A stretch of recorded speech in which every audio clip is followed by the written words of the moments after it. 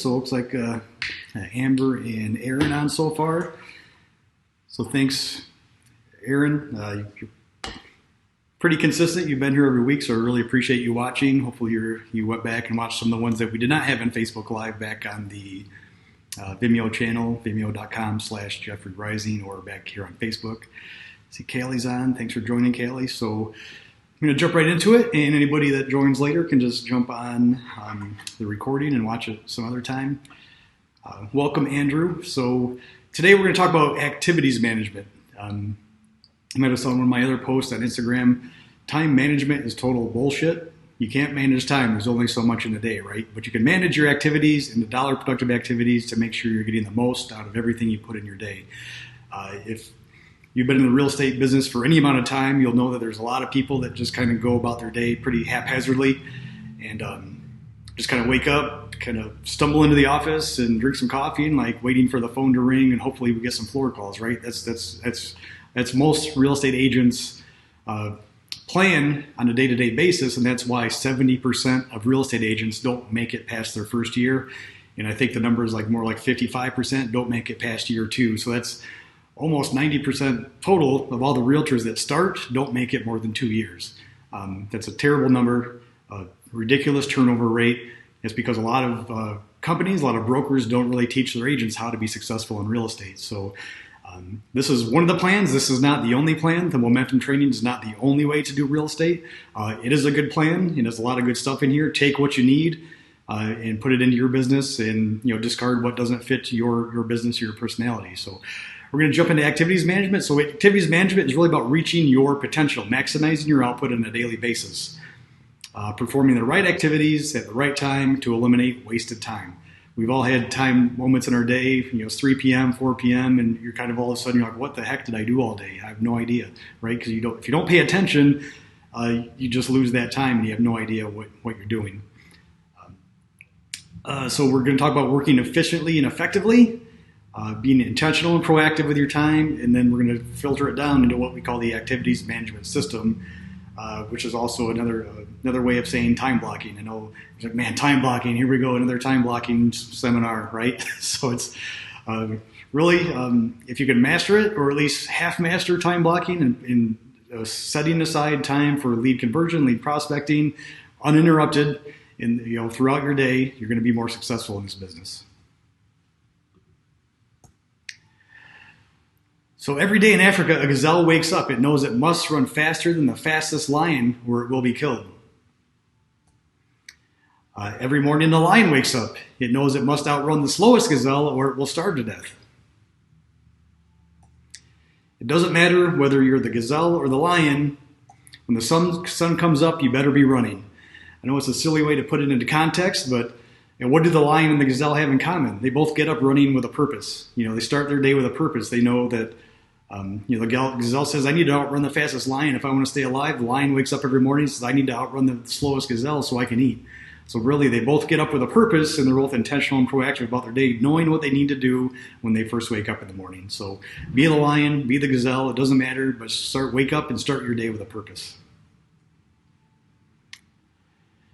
So realizing your potential has nothing to do with how you compare to others. So we're not talking about, when we talk about being average, don't get offended by saying, hey, be the average agent, because you're not average. The fact that you're on this, watching this right now, means you're not average. It means that you're committed to putting things in your business to grow your business. So we're not talking about comparing yourself to other agents. We're talking about comparing yourself to your potential and what are you capable of achieving. Doing just enough to get by, doesn't mean you do just enough to eke out a living, but instead it equates to staying inside your comfort zone and avoiding discomfort that comes with growth and progress. Because, there's a quote here by Nick Saban in your booklet, if you got the booklet. People assume everyone wants to reach their potential and be the best they can be. I've concluded most only want to be average and do just enough to get by. And then you're going to see that a lot, not just in real estate, but in life in general. Some people get to that comfortable zone where, I'm good. My business is good. We make enough money. My family's good. We take a couple vacations a year. I'm good. So it's really easy, especially in real estate, you get to that comfortable level like, man, I'm in the top 50 for my market. I'm good, right? But if you have more potential than that, then why not capitalize on what the potential is that you have to be better? Go from good to great, right? It's a great book by Jim Collins called Good to Great. Good is the enemy of the great is the first line in that book. It's a really great line for a book because you get comfortable at being good and you never hit great. So what do you need to do to go from good to great? So again, the danger of comparing yourself to others is it lulls you into a false sense of reality. Like I said, if you look at yourself in the marketplace of where you're at, man, I'm in the top 20, I'm in the top 50. I'm better than 250 other agents in my market. So I'm doing great, I'm doing awesome. But when you compare yourself to others, when you're already in that good zone, it just kind of makes you comfortable. And there is no growth without discomfort, right? You're not going to exceed from good to great unless you get uncomfortable.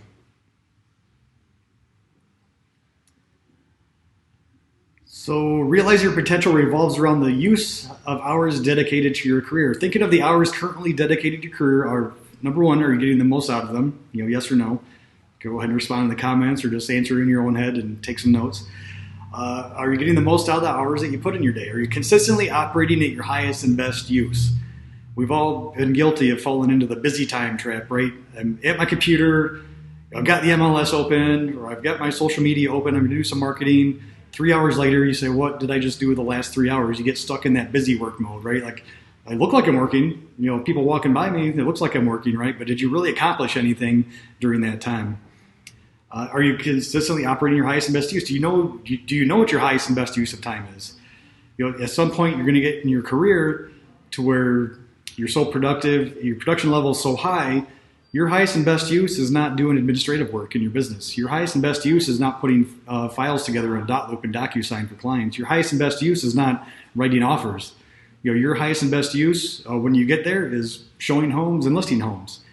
At some point, you're going to get in your career that your highest and best use is just listing homes and you have a buyer's agent because you don't have time to spend 15 or 20 hours with a buyer. But your highest and best use is getting listings so you can feed your buyer's agent's business, right?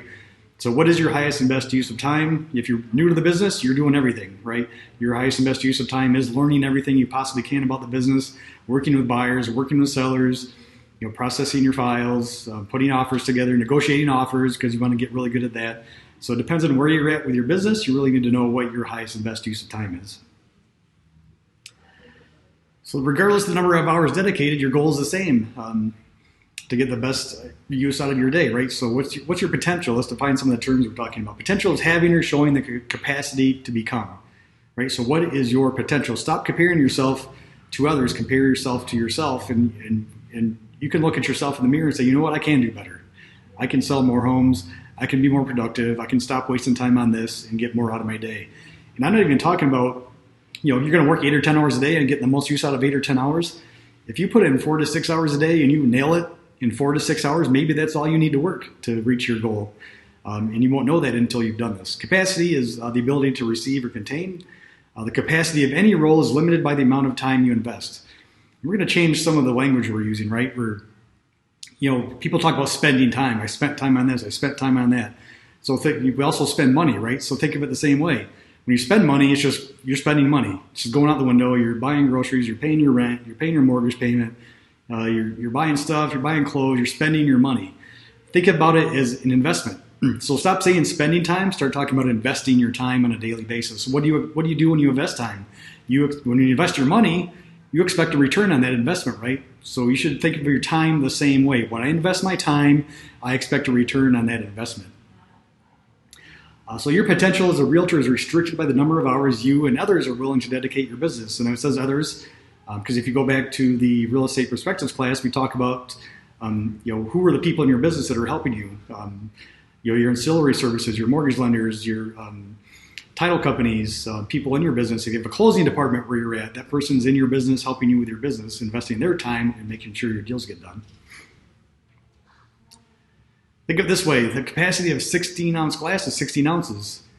So likewise, you have the same amount of the time in the day as everybody else. Since time is limited, your goal should be to get the most out of each hour dedicated in a day. Whether it's 1, 5, 10, or 24 hours a day, the goal is the same, to maximize your output. You might find, like I said, that you get everything you need to get done in 6 hours a day. That's awesome. That's more time for yourself and more time for your family, right? Or you might find that, you know what, I am at a point in my career where I need to hire an assistant. I'm not gonna keep doing paperwork. I need someone else to do that. My time is worth $50 an hour. I'm going to pay someone $12 an hour to do paperwork for me.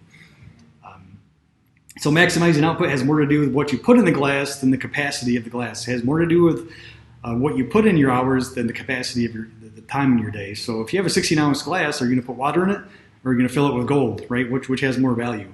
Of course, you're going to put gold in the glass if you're trying to invest it. Your glass can be full or it can be fulfilling. It's in your hands. So are you a $25 million producer disguised as a $5 million producer? Remember, we're talking about your potential. Don't get lulled into a sense of security and comfort by comparing yourself to the market. If you have a drive and you feel like you have more potential, you probably do, right? But you always pull up those stats, right? Man, I sold 20 houses already this year. It's only August. I'm doing good. I'm better than 150 other people in my market. But if you have that feeling inside, that burning inside, it's like, I think I can do more. How do I do more? Do I hire an assistant? Do I hire a buyer's agent? Do I just need to be more effective with the time that I'm spending or investing every day, right? Bottom line, as long as you are willing to dedicate the time, you might as well get the best possible return by being effective and efficient as you possibly can be.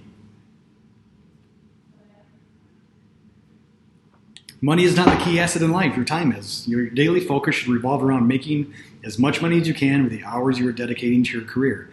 And again, we're not talking about necessarily dedicating 8 or 10 hours a day. You might find that you can do what you need to do in 6 hours a day. I'm gonna invest 6 hours in my day today. I'm gonna make sure I get the most bang for my buck, literally, in my 6 hours, and I'm gonna spend the rest of the time with my family, or I'm gonna go to my kids' baseball game or t-ball game, whatever it is. Since your time is indeed the only limit in life, it should be viewed as a precious resource, never to be squandered. Remember, we work to fund our lives. You're going to invest your time in your day, get the most of it, and the returns from that is what you use to fund your life, fund your family, do fun things, buy that second house, buy some rental property, go on vacations. When it comes right down to it, you're in real estate for one reason. You can say all the bunnies and rainbow stuff like, I love helping people find homes. It's so satisfying. It's so rewarding. You got into real estate because you knew you could make a lot of money. The side benefit is it's emotionally and spiritually rewarding. Helping people find homes, helping people sell homes, that's the side benefit. But the core basis of it, almost every single person I know got into real estate because it can be a lucrative business and you can make a lot of money without a college degree, right? So let's be real about it. We work to fund our lives. What are you going to do? What do you invest your time in on a daily basis so you can fund your life better? Yep, one of the core momentum beliefs we talk about in real estate perspective. Your only limit is time. Everybody has the same 24 hours in a day, the same 168 hours in a week, the same 730 hours in a month, and the same 8,760 hours in a year. What are you going to do with your time to fund your life and to have more time with your family? Your time should be viewed as a precious resource. Remember, we're going to talk about investing your time. Stop saying spending my time, investing. I'm going to invest my time today. What are you going to invest your time in? Because when you invest something, wrap your head around that and get that mentality. I'm investing 8 hours of my time today in my business. You're going to expect a return on that investment. So when you spend your time, it just goes out the window. You don't know where it went. Just like with your money, if you don't pay attention to where it's going, you don't know where it went.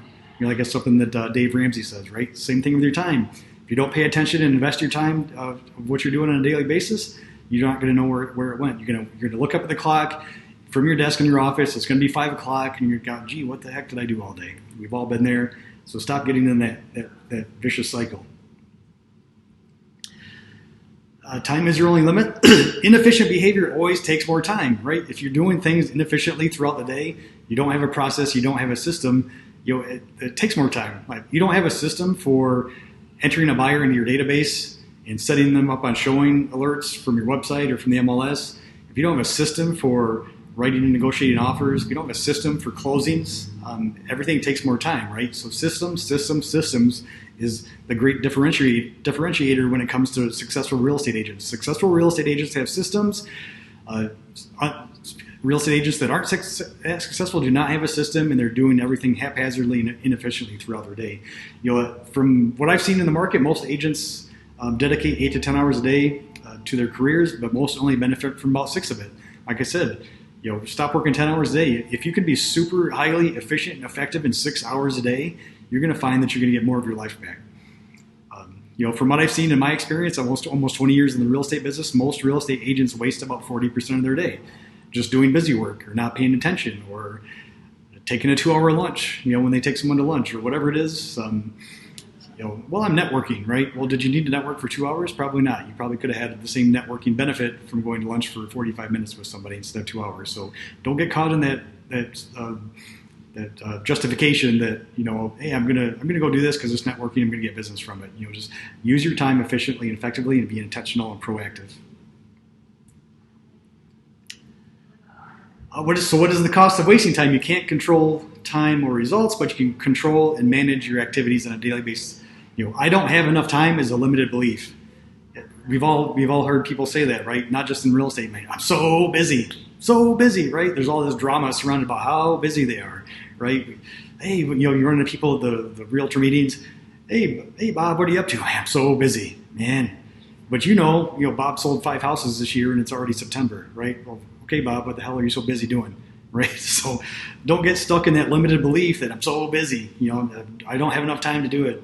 I'm so overwhelmed. If you start saying these things out loud to yourself, you start believing these things, it's going to show up negatively in your business. So busy. I don't have time for that. I don't have time for this. Guess what? The universe isn't going to give you any more business. If you're so busy, you don't have time for that, don't have time for this, you're not going to get any new listing opportunities. You're not going to get any new buyer opportunities. Remember, what we speak comes into existence. So stop saying you don't have enough time or you're too busy, because that shows up in your business in a negative way. Overwhelmed people typically spend large portions of their time on irrelevant activities. Again, they're so overwhelmed, they're so disorganized, they don't know what they're doing on a daily basis. And again, that time it gets spent and is not invested, it gets spent and just goes out the window. They follow no plan, and as a result, they waste most of their time. Since time is limited to 24 hours a day, you must invest wisely by choosing only activities that support your know-do have for the day. Like, what do you need to know? What do you need to do? What do you need to have to work with a buyer, to work with a seller, to do an open house? Those are the basic things we talk about in the real estate perspective. So again, if you haven't seen those, go back to vimeo.com/Jeffrey Rising or my YouTube channel as well. I'll post a link here on the page. Same videos on both, but you need to know what are you going to invest your time in on a daily basis so you can accomplish whatever you're supposed to be accomplishing for that day.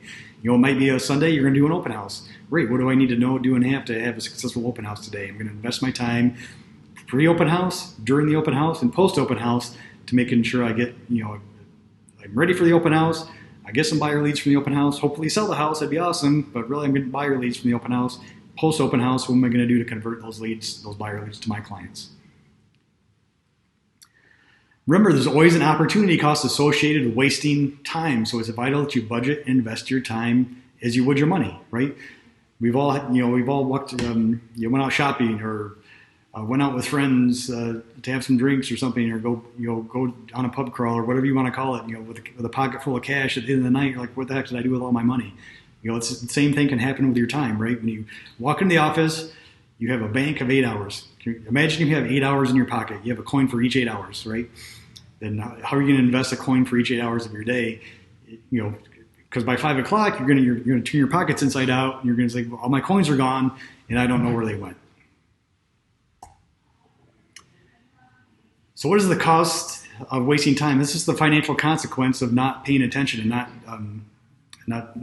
not investing your time effectively on a daily basis. So let's say, for example, you waste 1 hour a day times 5 days a week times 48 hours a year, 48 weeks a year. Remember, we're taking 7 weeks off for vacations, holidays, everything else. So that's 240 hours a year that you've wasted. That's only 1 hour a day. We all know that we wasted way more than 1 hour a day, you and me both. 1 hour a day, what could you do in that 240 hours? And 240 hours, whether you're using a dialer, you're using Redfin or RedX or something like that to call leads, or you're prospecting neighborhoods or whatever you're doing, that could be 30 dials an hour you're making prospecting, 7,200 additional dials to sellers or buyers in that 240 hours in a year. So that's 7,200 times 15% conversion rate, 1,080 additional talks. 1,080 talks converts to 10% converted to appointments. 100 appointments converted to 67% taken. 67% is 72 additional listings taken in a year. 72 listings a year times 67% conversion rate to sold. So you're not going to sell every listing you get. It would be great if you did, but most people don't. So that's 48 additional sales a year. 48 additional sales a year times a $5,000 average GCI equals $240,000 additional gross commission income a year, or $180,000 after taxes. And say you took that $180,000, that's extra $180,000 in 1 year, right? By wasting 1 hour a day that you're losing. Let's say, for example, you took that extra money you make by investing your time and following this program and invest that at 10% interest over a 10-year period. That's a $2.4 million that you could have taken that money, invested it, and over a 10-year period, made $2.4 million. Let's say you don't even invest it, right? Okay, you don't invest it, and you just make an extra $180,000 a year. That sounds good too, right? It sounds good either way. So this is the cost of just wasting 1 hour of your day. So if you're wasting 2 or 3 hours a day, you're leaving a lot of money on the table in your business by not spending that time efficiently and effectively, investing that time. See, it's hard to get off of saying spending time, right? Because that's what we said our whole lives. Investing time efficiently and effectively. It's going to take us all a lot of time to get to change that paradigm inside of our heads from spending to investing. So any ahas, escaping that overwhelmed feeling and becoming more productive as a result of moving from spontaneous and reactive to intentional and proactive. Like I said, most real estate agents or a lot of salespeople start their day just being reactive. They come to the office, they're going to do floor time, or they're going to check their social media. Hey, did I get any messages today? I'm going to promote a post to see if I get any leads from that. But really, it's more of a reactive approach. You go to the office and I hope someone calls. I hope I get a floor call. That's just reacting. And that's why a lot of agents work with buyers who are unqualified, because they get a floor call. They're so excited, I got a lead.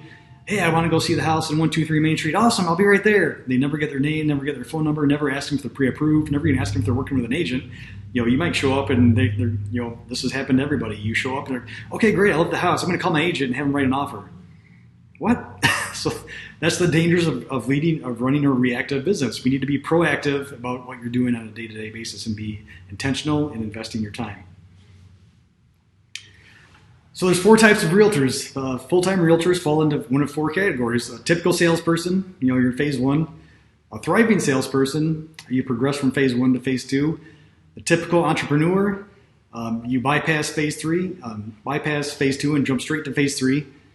And we'll dive deeper into these in the upcoming pages here. So then a thriving entrepreneur goes through phase 1, phase 2, phase 3. So this all coincides with when we talked about the cash flow, Robert Kiyosaki's cash flow quadrant in one of the previous real estate perspectives.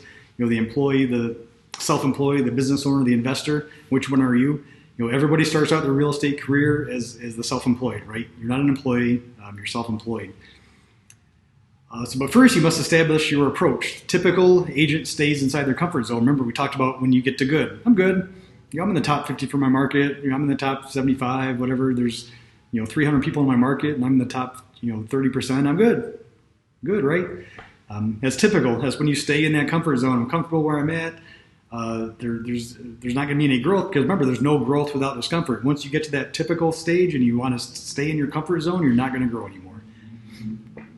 So you stay in your comfort zone, you're spontaneous and reactive, it's easy and convenient, right? You're comfortable. And that's perfect. If you want to get to that point in your career and that's where you want to stay, I'm a self-employed salesperson and I'm going to stay here my entire career because this is comfortable for me.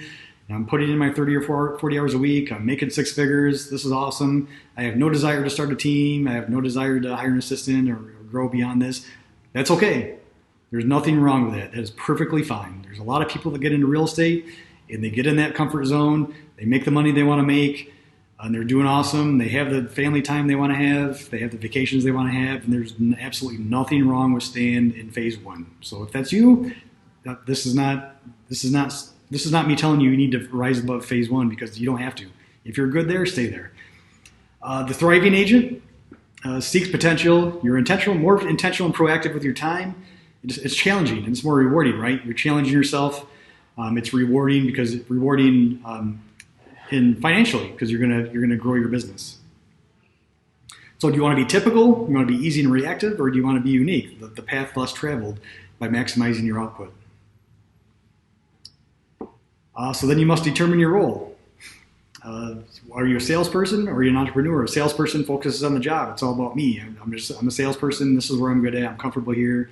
And you can still get rich. Real estate is a get-rich business. You can stay as a salesperson in phase 1 and still make a lot of money. You can still get to that 6-figure mark or whatever the benchmark is for your market. Here in Southeast Michigan, if you're doing 6 figures in real estate, you're doing pretty good because our sales prices are pretty low. Our average sales price is under 200. If you work in a market where your average sales price is 250 or 3 or 4, then $100,000 probably isn't a lot of money to make in that kind of market. Maybe 200,000 is or 250. Obviously, the more expensive the market you live in, the more expensive it is for you to live, right? So it kind of all balances out. Or you want to be an entrepreneur. You focus on your business. Leverage is the key, and you get wealthy. So you go beyond getting rich and making 6 figures to wealthy. You start building a business. You start building a team. You move from self-employed, from the cash flow quadrant, you move from the S, the self-employed, to the B, you're a business owner. Then eventually you move to I, you're an investor. You're taking that money that you made from leverage and investing it and getting wealthy that way. And everybody watching, feel free. I can see your comments on my program here, so if you have any questions, feel free to drop them in. I don't mind being interrupted and answering some questions if you have something that pops up or a comment on a certain page. So with the truth, like I just said, everyone begins as the typical salesperson. You got your real estate license, you're a salesperson at a company working for a broker. Some people stay there, and that is perfectly okay. Some people have a desire to excel beyond that, and this is what this program is about, to tell you how to get there. So think of it this way. You start out as a typical salesperson, then at some point in your career, you have a choice. I'm going to be a thriving salesperson and excel to thriving entrepreneur, to where I start building a team and start growing my business, or become a typical entrepreneur to where you skip phase 2, which is about building your team, and you just maybe hire an assistant, and then you skip phase 2 about being more efficient and effective with your time. But you're a business owner at that point. You're an entrepreneur because you're an agent, and you maybe have someone else working for you to help you with your business. Remember, success is a journey, not a destination. For each role you choose, you have the opportunity to progress through 3 phases. The comfort phase is phase 1. Phase 2 is mastery. And phase 3 is freedom. Freedom phase is where you get your leverage. That's where you start building your business and hiring people in your business to have leverage with your time, to invest your time better. Because remember, if you're at a point in your career where your time is worth $50 an hour or $100 an hour, if you do the divisions from the prior quarter or the prior year, then why are you doing $12 an hour work?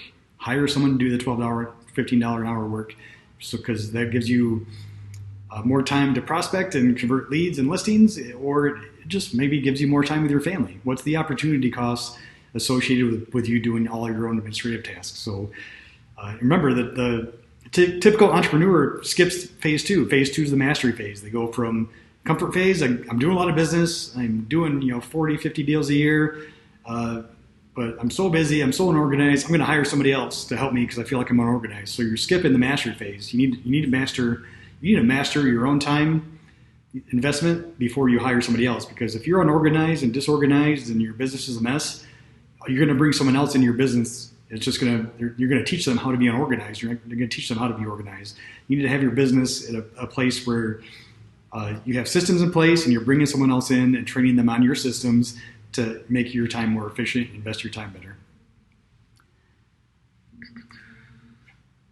So here's kind of a flow chart. In the triangles, number 1, phase 1, it's commitment, it's confidence, it's consistency. You're consistent with your business. You have a system down. You're selling a lot of houses. You're listing a lot of houses. That becomes, you put those in as your core beliefs. You're learning. Endurance. Again, you get more efficient. You get more effective. Phase 2 is the mastery, more effectiveness and efficiency. Phase 3 is where you become the thriving entrepreneur, right? It's because you're developing people at that point. Patience, promotion, proficiency. Phase 3 is about developing people. It's about building your leverage. You aren't needed to run your business anymore. When you're the team leader, you're the business owner, you're the broker owner, whatever it is you're thriving to be. But really, that's really phase 3 is where the mastery, the thriving entrepreneur comes in, because you're developing people in your business to help you with your business. But again, sometimes people skip phase 2. They don't master their time, and they really get no more benefit about going to phase 3 because it's still a mess, a big disorganized mess.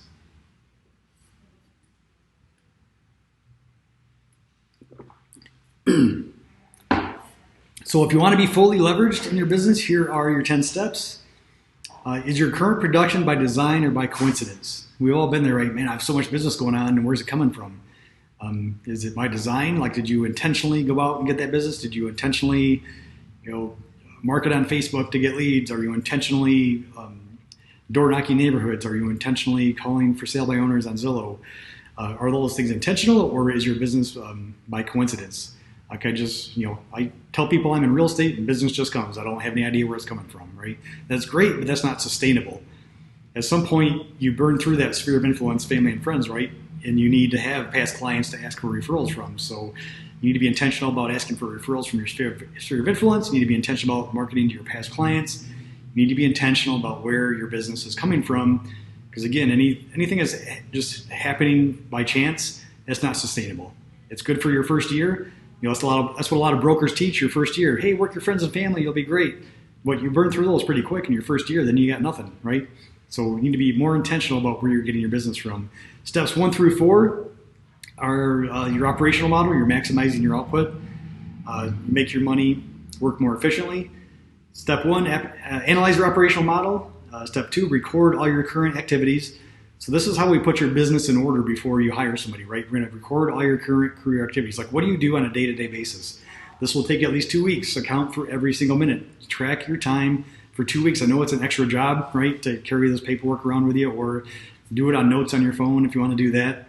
What I found is that, download a time tracker, just Google it. I have one in the Momentum class if you want me to email you one. Record what you're doing on a 15-minute increments or 30-minute increments. What are you doing on a day-to-day basis? Then you're going to take that list, step 3, and distinguish between vital and irrelevant activities. There are some things that you have to do in your business. You can't give everything to an assistant or give everything to a buyer's agent. There's things that you have to do in your business. Those are the vital activities. Your relevant activities are things that you can give to someone else, delegate to other people in your business, or your ancillary arms. Remember, your mortgage lenders and your title companies, stop doing the mortgage lender's job for them. Your buyer calls and it has a question. Hey, what's my payment going to be if I buy that house? I'll call your lender, man. That's a lender question. That's what their job is. Title companies, if there's something that needs to be done with title, like your client's listing is in a trust and they need to get some paperwork to the title company, call the title company. That's their job. I'm not the title expert. Title company, you call my seller, you tell them what you want. Seller, you give it to them. Leave me out of it, right? Those are relevant activities that you don't need to be doing. And step 4, create two progressive vital activities only checklists, one for sellers and one for buyers. Remember, these are the things that you have to do, the vital activities in your business, right? Steps 5 through 10 are mandatory only if you intend to ascend beyond phase 1. Remember, phase 1, the typical salesperson, that's perfectly fine if you're comfortable there and you want to stay there. I'm not saying anybody needs to rise above phase 1. If you like where you're at, stay there and thrive in that space where you're at. Steps 5 through 10 are only if you want to go beyond phase 1, which would be team building. Establish a detailed instructional procedures for each activity in your checklist. You need to have systems in place before you hire somebody. Because if you hire somebody that you can't teach them your systems, that's not going to be any more beneficial for your business. But you can, once you've went through phase, let's go back to steps 1 through 4. Once you've created all these lists in steps 1 through 4, the first job for your trainee can be to create these checklists if you want. Like, hey, I've tracked my time for 2 weeks. Here's everything I do on a day-to-day basis. Take this list and help us put some systems in place. That can be your assistant's first job. So don't think you need to build all this out 100%, but you need to have a list of everything you do on a day-to-day basis to give to your assistant to, okay, let's start putting these systems in place and build these checklists. Before going to step 6, make sure you are as efficient and effective as you can be in phase 1. Remember, you're not bringing an assistant into your big mess. Make sure your mess is cleaned up. Make sure you're already efficient and effective with your time. Make sure you can proactively generate more business, right? With the time created via delegation. You need the opportunity cost, right? You need to replace the income that you're paying your assistant if you're going to hire somebody. If I'm going to pay someone, $25,000 or $30,000 or $40,000 a year, am I going to make that back by having more time for vital activities and generating business? If you can answer yes to that, then okay, it's time for you to hire an assistant. If you can hire somebody, you know what, if I had 3 more hours in my day to prospect and convert leads and show homes or do whatever, then I could make another $40,000 a year, and they at least replace their income is what we're looking for. You want to make more eventually, right? But at least in the first year you have somebody, make sure the opportunity cost is there to where you're going to replace the money you pay them by being able to close more deals. Steps 6 through 10 are the organizational model, which requires minimum input from you. Okay, you're going to create the organizational chart. Who does what in your business. You're the team leader. You're the visionary, administrative, buyer's agents, closing department. All these things are going to be on an organizational chart. Step 7, assign duties to each position on the chart from the checklist created in step 4. Remember, your first hire, you hired your assistant. Hey, put these checklists together for all the job duties for everybody in our team. And right now, your team might be you. For the next year or two, your team might be you and an assistant. 3 years from now, your team might be you and an assistant and a buyer's agent. 5 years from now, your team might be you and an assistant and a buyer's agent, your own closer, you're a marketer, social media manager, whatever you want to fill in there once you get to that point. But so don't think you need to have 5 buyer's agents tomorrow, because you don't have to. You get stuck in this wheel of buying leads because you need to fund your buyer's agents, right? So assign duties. Step 8, find and attract talent. I need to bring people on my team. Now that we have these systems in place, now that we have duties for each person on my organizational chart, I need to fill these boxes, right? Because I have me, I have my assistant, but now we have room here for a couple of buyer's agents. Now we got to go hire and recruit somebody. Step 9, use the procedures manual you created in step 5 to train recently hired talent. We're going to teach them how to be a great buyer's agent if that's what you're going to do.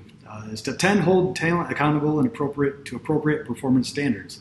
If you're going to hire a buyer's agent, have some production standards in place. Hey, I'm giving you leads, I'm giving you business. I expect that you're going to close 4 deals a month. Put it in writing.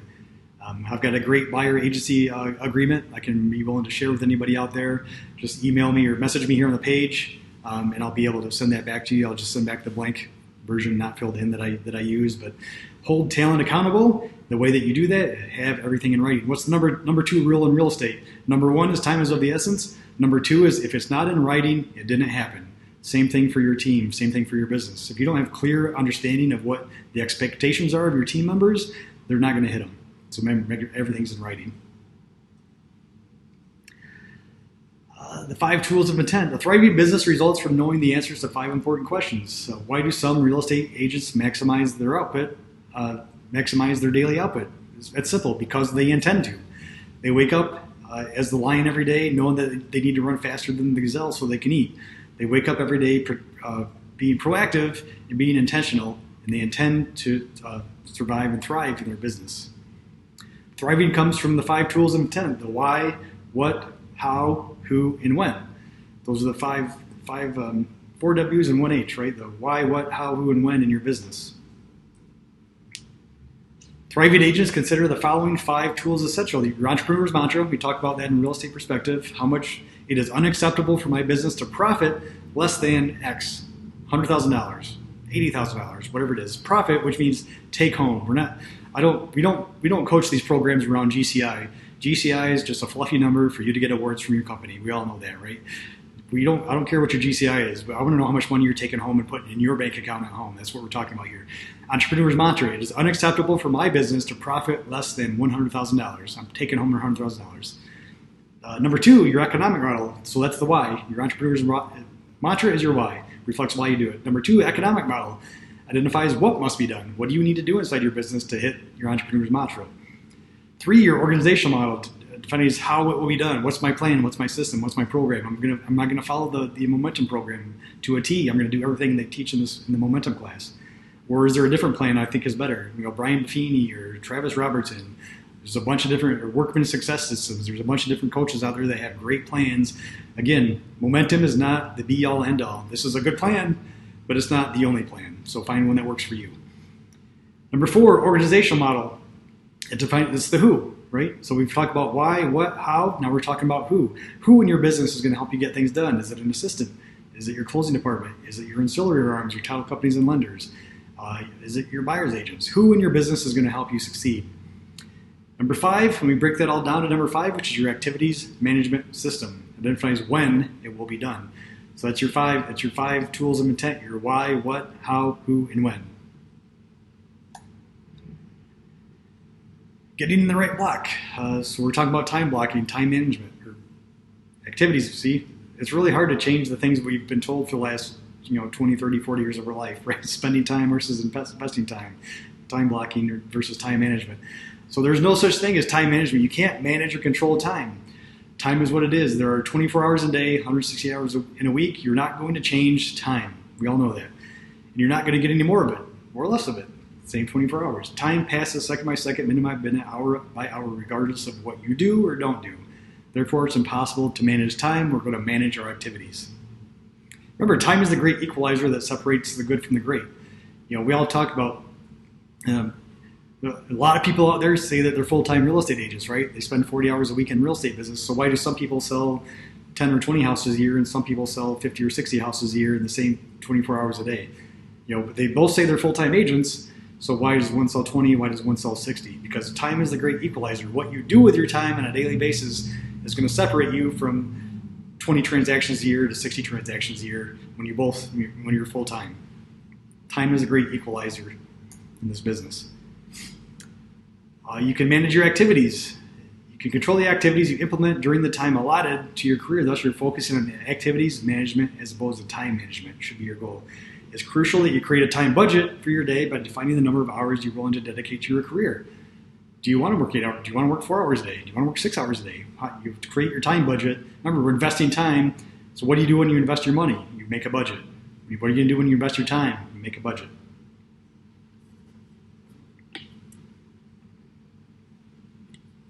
So you must use the time as a parameters for your time. All of your time should be blocked into 1 of 4 categories. Lead gen, lead conversion, client care, personal development. So why do we have personal development on there? Because you need to grow, right? Your business needs to grow. You need to keep learning. You need to stay learning based like we talked about in real estate perspective. There are only 4 categories that lead to real estate sales revenues. Those are the 4. Lead gen, lead conversion, client care, which is sign to close, contract to close, that's your administrative arm, and personal development. You want to keep learning and keep growing and keep learning new things and keep implementing new things in your business. The 4th block is commitment to mastery. The 4th block is going to watching my FSBO boot camp and putting that into practice. Committing to mastery. Taking control of your activities. Most people get ahead during the time others waste. So staying intentional and proactive is the ultimate key to your success. The best way to break habits is to become vital on a daily basis, to be accountable for every hour invested in your career. As you learned in the previous slide, wasting 1 hour of your day can be financially disastrous. Depending on what kind of price range market you're in, you could make an extra $100,000 a year by doing better with your time, and just by losing 1 hour a day, you're leaving $100,000 on the table.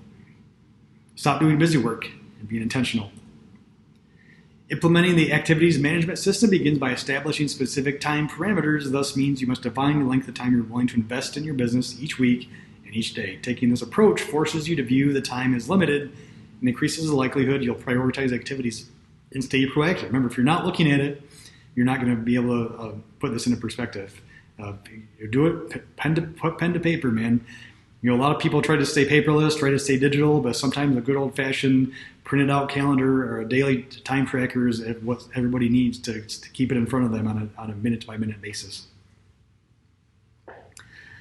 So here are the steps to your AMS. Define your total career hours per week. I'm going to work 30 hours a week. I'm going to work 40 hours a week. Whatever it is, there's no right or wrong answer. It doesn't have to be 60. It doesn't have to be 80. It can be 40. It can be 30.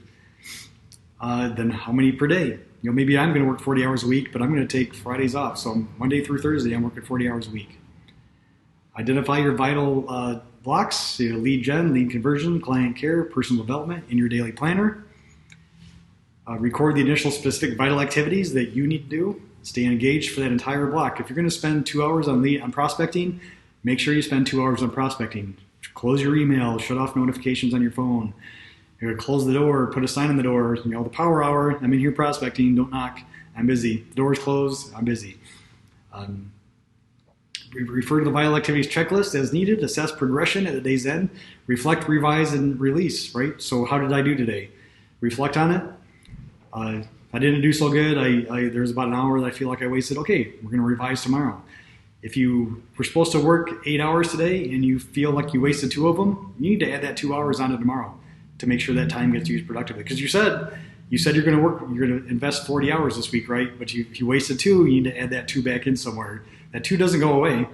That 2 hours just doesn't disappear as wasted time. Like, you need to take that 2 hours and add it on to Tuesday or Wednesday or Thursday.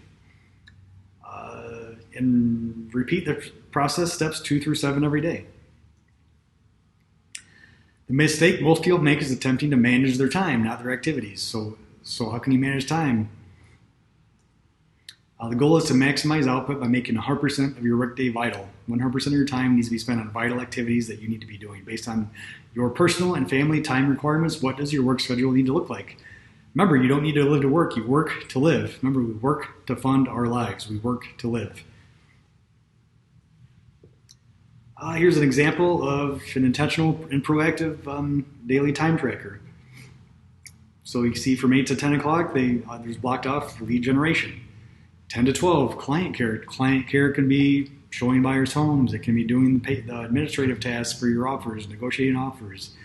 12 o'clock, other admin follow-up. Take a lunch break. It can be really easy in this business, and I do it all the time. You eat in front of your laptop, still working. Just take 30 minutes, take 15 minutes. Close your laptop, go eat lunch, talk to somebody, stop working for a few minutes and have lunch. Go back to lead conversion for a couple hours. Client care for a couple more hours. Again, client care could be listing appointments, showing homes. 4:30, other admin follow-up, and then you're done for the day. As long as you're intentional and proactive and not distracted during that block of time, you're going to be more effective and efficient. You're going to get things done. You're going to maximize your output for the time you invest in your day.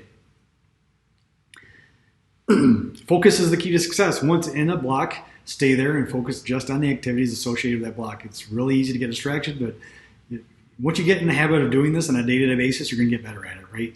I'm going to close my Gmail. I'm going to close my Outlook, whatever. I'm going to shut off my alerts on my phone because I still need to use it to call people, but I'm going to shut off my push notifications. Whatever you need to do, I'm going to shut off Facebook and Instagram.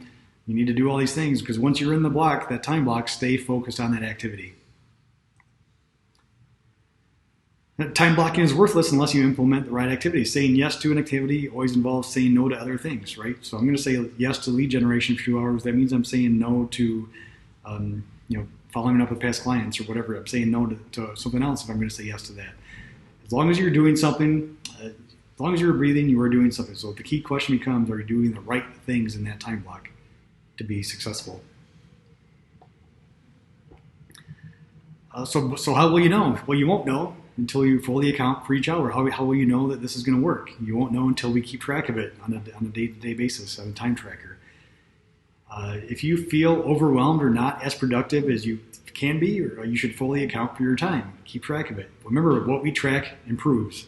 Everything in your business, if you track your time, you track your activities, you track your buyer conversion, you track your listing conversion, you track your how many listings do I take that close, how many listing appointments do I go on that I get, how many buyers do I sign buyers contracts with that close.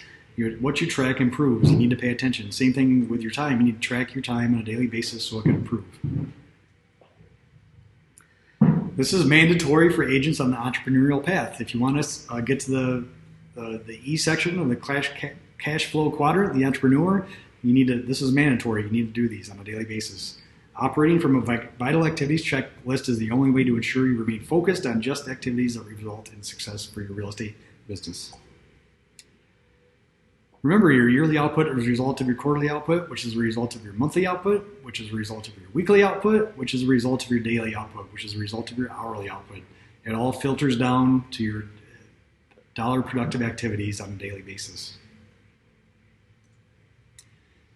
The bottom line is effective time blocking always results in a productive day. Simple as that.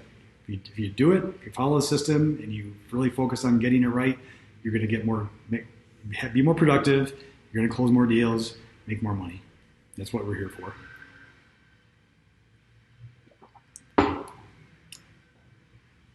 So here's we call this the find them to close them checklist. We're going to find clients, we're going to close clients. How do we do that? So here's the 47 vital activities for listings. This is in your booklet. I'm not going to spend a lot of time on this. We also went over this in Real Estate Perspective. So really, you don't really think about it, but there's a lot of things that go into getting a listing, right? Pre-listing questions, assemble pricing tools, confirm the appointment, prepare a listing agreement, go on the listing appointment, right? Have the listing conversation, sign the listing agreement, measure the house, put it in the MLS. So one thing that you can do for marketing for your listings, because what do you do for us as our listing agent? Take these 47 vital activities and put it into your own promotional material with your own letterhead, your own logo, whatever on it.